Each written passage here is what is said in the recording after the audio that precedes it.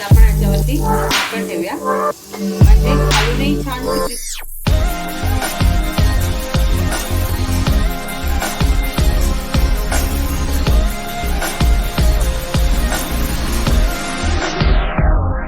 नमस्कार मंडळी, कसे आहात? मजेत ना? मी सौ तृप्ती सगुन मांडगावकर मनम रेसिपी मध्ये तुमचं स्वागत करते आणि आज आपण बघणार आहोत छोटा हलवा फ्राय. तर चला काय काय लागतं ते आपण बघूया. हा बघा मस्त छोटा असा हलवा आहे आणि मी हा हलवा साफ करून घेतला, स्वच्छ धुतला आहे पाण्याने आणि असं त्याला चिरा मारून घेतले. आता ह्याला लावण्यासाठी जो मसाला तयार करणार आहे तो आता मी तुम्हाला दाखवते. आता आपण घेतोय एक हिरवी मिरची, आलं, लसूण, थोडीशी कोथिंबीर, थोडासा पुदिना, थोडीशी म्हणजे अर्धी कैरी, जशी आंबट आहे त्यानुसार, अर्धा चमचा हळद. माझ्याकडे सुक्या लाल मिरच्या नाहीये त्यामुळे मग मी आता ही काश्मीरी लाल मिरची पावडर घेते.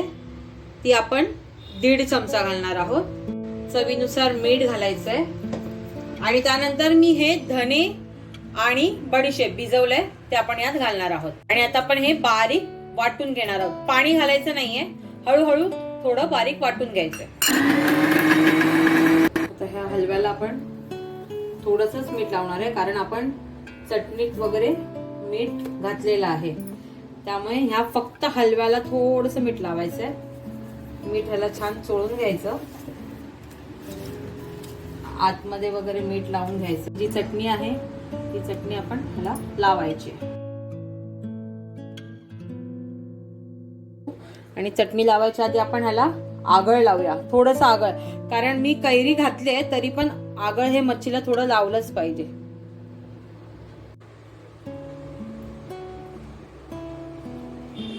आणि आता आपण ही जी चटणी आहे, जी आपण ही चटणी बनवली ती चटणी आपण ह्याला लावून घेऊया मच्छीला.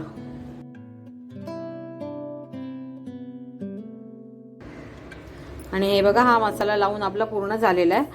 ही जी मच्छी आहे जेवढी ह्या मसाल्यात तुम्ही मुरवाल आणि नंतर जेव्हा फ्राय कराल तेव्हा ती खूप छान लागेल. त्यामुळे आता आपण ही अशीच ठेवून देणार आहोत आणि नंतर 1.5 तासानंतर आपण फ्राय करणार आहोत. आता आपण हलव्याला लावण्याचं बॅटर बघूया, म्हणजे फ्राय करण्यासाठी लागणार. त्याच्यासाठी आपण घ्यायचंय 1 चमचा बेसन, पाव चमचा मिरची पावडर, चिमूटभर हळद आणि आता हे सगळं आपण एकत्र करायचं. आणि अजून आपण ह्याच्यात घालणार आहोत पाव चमचा तांदळाचं पीठ. आणि आता हे सगळं एकत्र करायचं. आणि आता आपण ह्यामध्ये हा हलवा घोळवून घेऊया छान. मी मसाला होता तो बाजू खाली ठेवली आहे आणि आता हा जो उरलेला जो मसाला आहे तो मी ह्याला लावून घेते.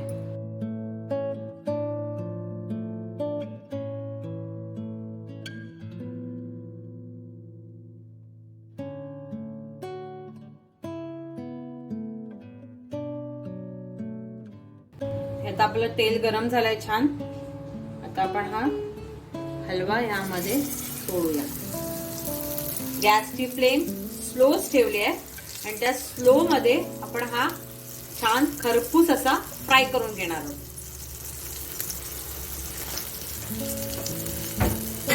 आणि आता आपण याच्यावरती झाकण ठेवूया म्हणजे खालूनही छान क्रिस्पी होईल आणि वरूनही वाफेने तो छान आतपर्यंत शिजेल. झाकण काढूया. सुरेख असा हे वरूनही स्टीम झालाय छान. तर आपण हा या बाजूने पलटूया. पलटताना अलगद पलटायचा आहे बघा. सुरेख असा भाजला गेलाय. एक बाजू म्हणजे एक साइडची बाजू पूर्णपणे भाजल्याशिवाय ती पलटी मारायची नाही.